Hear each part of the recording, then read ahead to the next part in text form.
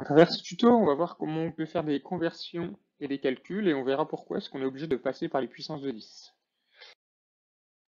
Donc pour commencer, on va déjà voir les limites du tableau de conversion, notamment sur l'exemple de la distance entre la Terre et le Soleil qui vaut 150 millions de kilomètres.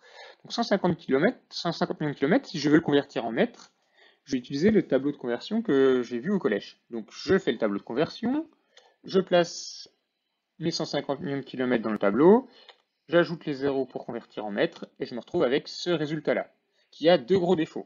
Le premier, c'est qu'il y a énormément de zéros, d'accord? Donc ça va être peu compréhensible, et puis en plus c'est source d'erreur, puisqu'on risque forcément d'oublier un zéro à un moment ou d'en mettre un en trop.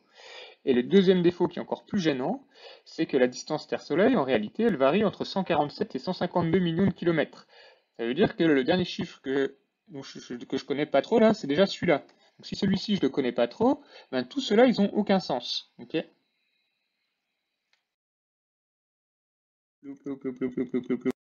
Comment est-ce que je peux m'affranchir de ce problème de zéro?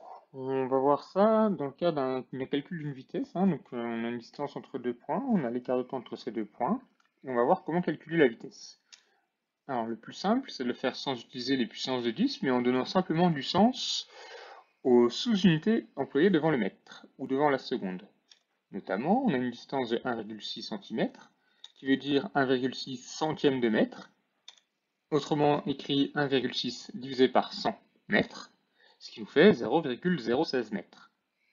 De même, pour le temps, on a un écart de temps donc de 40 millisecondes, c'est-à-dire de 40 millièmes de seconde, de 40 sur 1000 secondes, c'est-à-dire 0,040 secondes. Il nous reste juste à faire après notre calcul de vitesse, vitesse égale distance sur temps, donc 0,016 mètres sur 0,040 secondes. On peut simplifier les zéros, d'accord? Ça fait équivalent à 16 mètres en 40 secondes, ce qui nous fait un résultat de 0,40 mètres par seconde. On va maintenant refaire le même calcul en utilisant les puissances de 10. Alors, pour cela, je vais repartir de la distance, donc 1,6 centième de mètre que je réécris sous cette forme-là, et je vais transformer donc mon 100 en 10 puissance 2, puisque on met bien 2 zéros à 100. Donc ça fait 1,6 divisé par 10 puissance 2 mètres. Je remonte la puissance de 10 au numérateur, ce qui me fait 1,6 fois 10 puissance moins 2 mètres. Alors, première remarque, le point, là, vous allez le croiser très souvent en physique, ça équivaut à un signe multiplié. Et le petit moins veut dire que on divise par 100, c'est-à-dire qu'il renvoie les 10 puissance 2 au dénominateur. Hop. On peut en déduire que centième, ça s'écrit fois 10 puissance moins 2. On fait la même chose avec le temps, donc on a un temps qui vaut 40 millièmes de seconde, c'est-à-dire 40 sur 1000 secondes. Ce 1000, on peut l'écrire 10 puissance 3, puisqu'on met bien 3 zéros à 1000. Et si on le remonte au numérateur, ça fait 40 fois 10 puissance moins 3, puisque le moins veut dire divisé par, c'est-à-dire 40 divisé par 1000, autrement dit, il renvoie la puissance de 10 au dénominateur. Faisons le calcul, en ayant constaté que millième pouvait s'écrire 10 puissance moins 3. Donc, on va calculer de cette manière-là. Ça, on peut le faire soit à la main, soit taper ça directement sur la calculatrice, comme on le verra juste après. Donc, à la main, qu'est-ce que ça donne? Et bien, on va déjà séparer les nombres des puissances, d'accord? Donc, 1,6 sur 40 fois 10 puissance moins 2 divisé par 10 puissance moins 3. D'accord? Autrement dit, 1,6 sur 40 fois 10 puissance moins 2 moins 3. 1,6 sur 40, hein, ils sont dans la même table, hein, ça va nous faire 1,6 divisé par 4, ça fait 0,4, donc ça fait 0,04. Moins 2 moins 3, ça fait 10 puissance plus 1. Et je réarrange ça un peu mieux pour écrire 0,40 mètres par seconde, avec à nouveau le point qui veut dire multiplier et le moins qui veut dire que les secondes sont au dénominateur. Faire donc le calcul de la vitesse. Donc pour ça, je vais taper 1,6 fois 10 puissance moins 2. Alors attention avec la numéro 5 de bien ressortir de la puissance avec la flèche de droite divisé par 40 fois 10 puissance moins 3. Hop, on exécute le calcul et on trouve 0,40 mètres par seconde. Donc, on va voir comment on peut convertir ces mètres par seconde en kilomètres par heure. Pour ça, il faut savoir que 1 km, c'est 1000 mètres, donc 10 puissance 3 mètres. Autrement dit, 1 km, c'est 1000 fois plus grand qu'un mètre. Donc 1 mètre, ce sera 1 millième de kilomètre, donc 10 puissance moins 3 km, c'est-à-dire 1000 fois plus petit qu'un kilomètre. On sait que 1 heure, c'est 3600 secondes, 60 fois 60 secondes, et donc une seconde, c'est un 3600e d'heure. Je reprends mon résultat, donc la vitesse qui vaut 0,40 mètres par seconde, que je vais écrire sous la forme d'une fraction, ça veut dire 0,40 mètres parcourus en une seconde. Je transforme donc mon numérateur, donc je convertis mes mètres en kilomètres, 0,40 fois 10 puissance moins 3 km. Je convertis le dénominateur en heures, donc 1 3600e d'heure. Je me retrouve à diviser par une fraction. On sait que diviser par une fraction, c'est multiplier par son inverse. Donc 0,40 fois 10 puissance moins 3 fois 3600 sur 1. Autrement dit, 0,40 fois 3,6 km par heure. Ce qui fait que si je fais l'application numérique, je trouve 1,4 km par heure. Et que souvent, on peut retenir que pour transformer des mètres par seconde en kilomètres par heure, pour les convertir, il suffit de multiplier par 3,6. Deuxième exemple qu'on va voir, ça va être pour calculer une fréquence. Donc typiquement, on a mesuré une période de l'oscilloscope qui vaut 25 microsecondes et on vous demande de calculer la fréquence. Alors déjà, il faut transformer la période de microseconde à seconde, donc on convertit. Donc 25 microsecondes. Il faut savoir que micro veut dire millionième de seconde. Ça veut dire que c'est 25 divisé par 1 million en secondes, soit 0,30, un quatrième zéro et 25 secondes. On se retrouve à nouveau avec un résultat avec beaucoup trop de zéros et donc qui est source d'erreur. Donc on va utiliser les puissances de 10. Ce qui fait que ce 25 sur 1 million, je peux écrire 25 sur 10 puissance 6, que je peux écrire 25 fois 10 puissance moins 6 secondes. Et pour calculer la fréquence, donc F égale 1 sur T, égale 1 sur 25 fois 10 puissance moins 6 secondes. Et ça peut se faire aussi à la main. Pourquoi? Parce que c'est 1 25e fois 10 puissance 6 secondes. Je remonte la puissance de 10 au numérateur.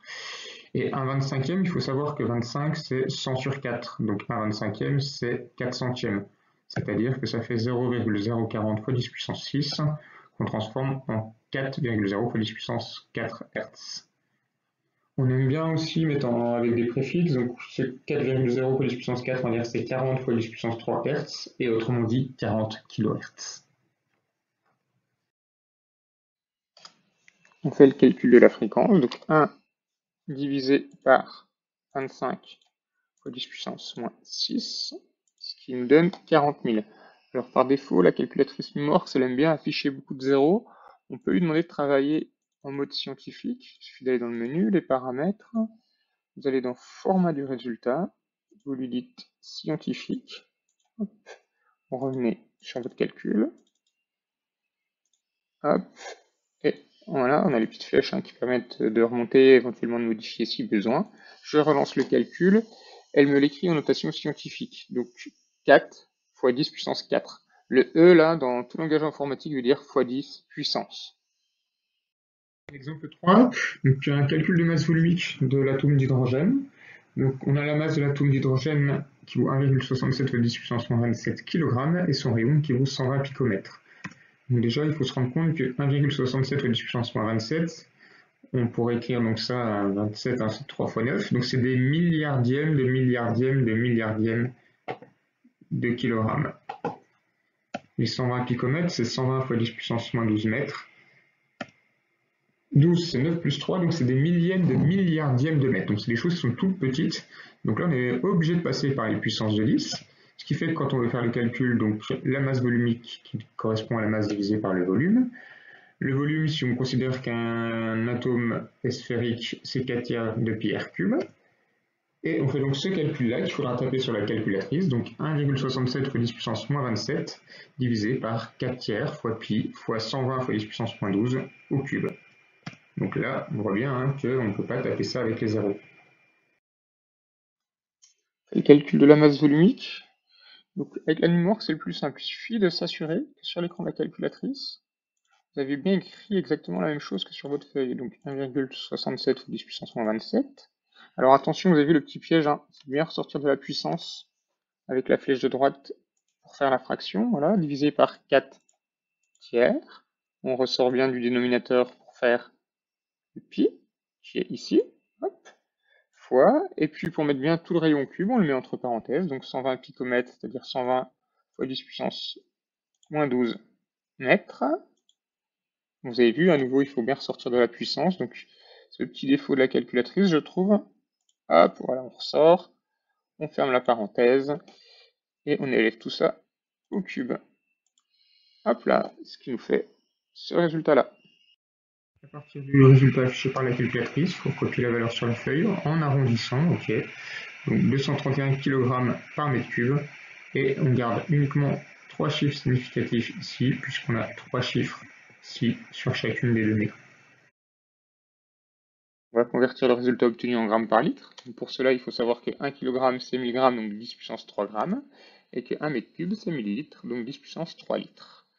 On réécrit le résultat qu'on a obtenu, et la petite astuce, ça va être de l'écrire sous la forme d'une fraction. Ça fait 231 kg sur 1 mètre cube. On convertit le numérateur, donc 231 fois 10 puissance 3 grammes. On convertit le dénominateur, 10 puissance 3 litres. On simplifie les puissances, et on obtient une masse volumique qui vaut 231 grammes par litre.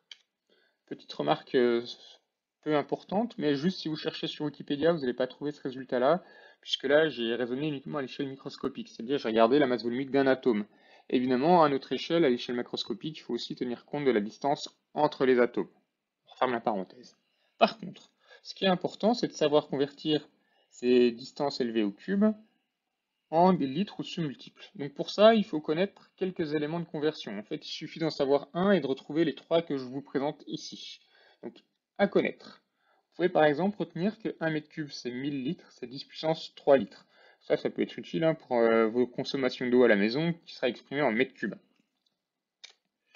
On peut retenir aussi le décimètre cube qui vaut 1000 cm3 qui est égal à 1 litre. On va juste rappeler pourquoi est-ce que 1 décimètre cube c'est 1000 cm3. Tout simplement parce que 1 décimètre cube c'est un cube de 1 décimètre sur 1 décimètre sur 1 décimètre. Donc c'est-à-dire de 1 cube de 10 cm fois 10 cm fois 10 cm. Il faut bien 1000 cm3. Et le dernier que vous pouvez retenir, c'est 1 cm3 qui est égal à 1 millilitre. Ça sera très très utile, notamment quand vous faites de la chimie au laboratoire.